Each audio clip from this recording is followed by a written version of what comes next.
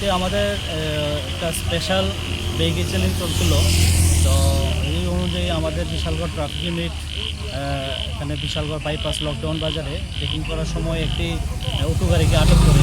তো তার সন্দেহজনক হয়, তার গতিবিধি থেকে তাকে যখন জিজ্ঞাসাবাদ করা হয় তখন সে উত্তর দিতে পারছিল না সে কোথা থেকে এসে। তখন সন্দেহ হয় তার গাড়িটিকে যখন সার্চ করে তার গাড়ি থেকে অনেকগুলো ইয়াবা ট্যাবলেট এবং ব্রাউন সুগার পাওয়া যায়।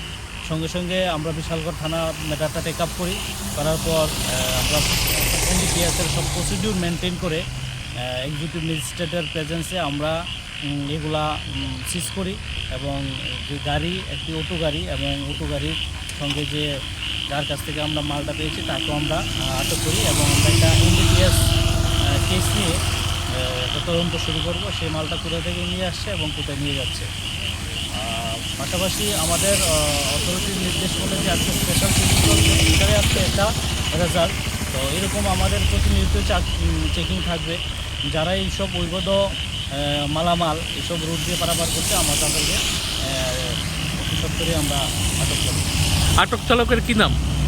সুমন দেব, বাড়ি বন বিহার।